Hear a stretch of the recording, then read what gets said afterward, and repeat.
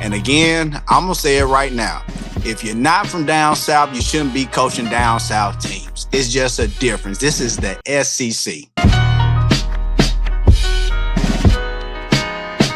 You can say what you want about Gus. He good for 35 points. He gonna move them chains. You can say what you want. You may not like his style of play, but he gonna move them chains. And he set the tone early. And it was just a different look, man. You saw the boys in warm up, man. When you saw them boys come out there, they set the tone early, and it showed. It showed. They came ready. We came. I saw a post. Somebody said they look. We look like we came to play football. No, they can't look like they came to fight. And I think we left with our tails tucked in. Yeah, for sure. Yeah, and I think.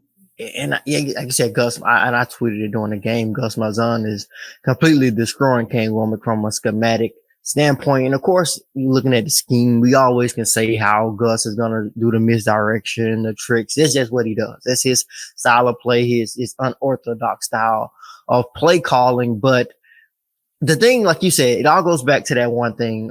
Alabama not having really any dogs or dogs that are showing that they are dogs, because the expectations heading into the season, I've gone on record as saying like, I feel like I think they got some dogs now. I think they are ready to compete. Like I felt better than I felt previously saying like, I don't think they got the guys, but this y'all like, they got the dogs. At least they were dogs. I'm not sure if they are still dogs. At least I know when Alabama got them, they looked like they were dogs, heading into their careers at Alabama.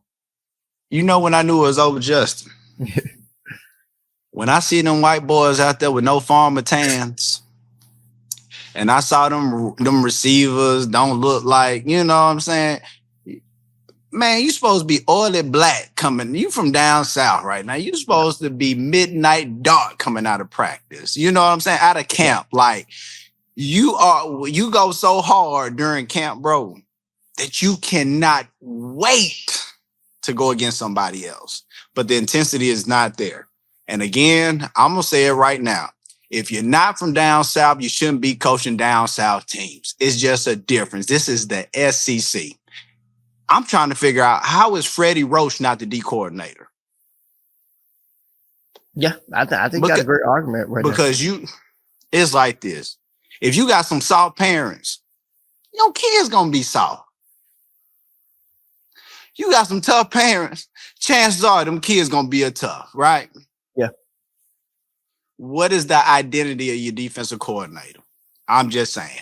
I'm just saying. Why not put him in the driver's seat? Played linebacker from the SEC, from Alabama, played at Alabama, came back to Alabama, and you still ain't got this man in the driver's seat. Come on now, man. Some in the milk ain't clean, and I don't know what it is, but for a coach to simply say we played on our heels, come on, man, get out of here, man. Nobody want to hear that mess. Somebody lying on their job resume, on their application. Somebody lying somewhere.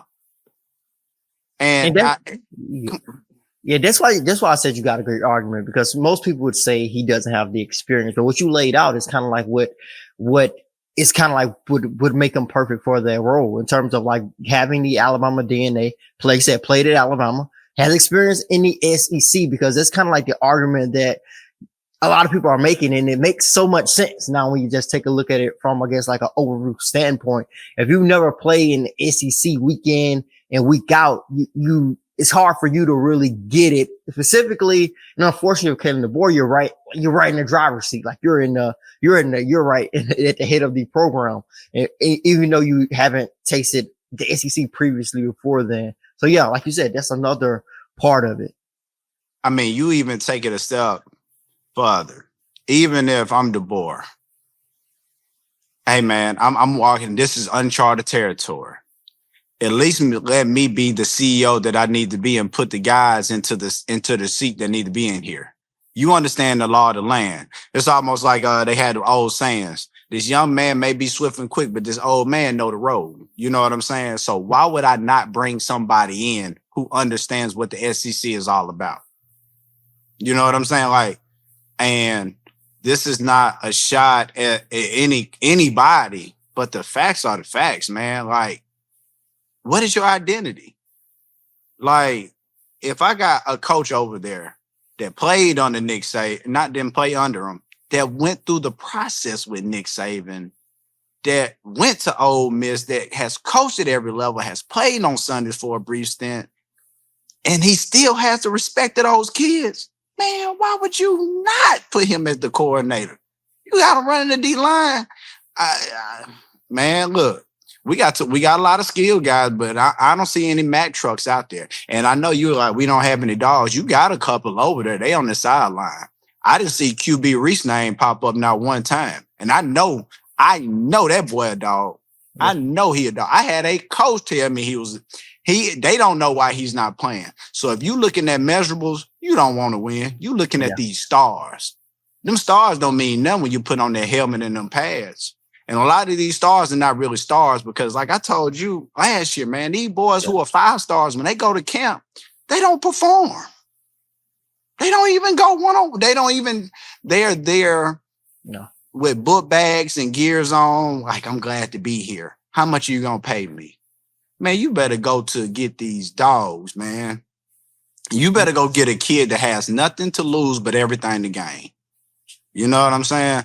You need some of these kids who, hey, man, they turn the oven on. They warming the house up with that oven. You know what I'm saying? He on his way out. You know what I'm saying?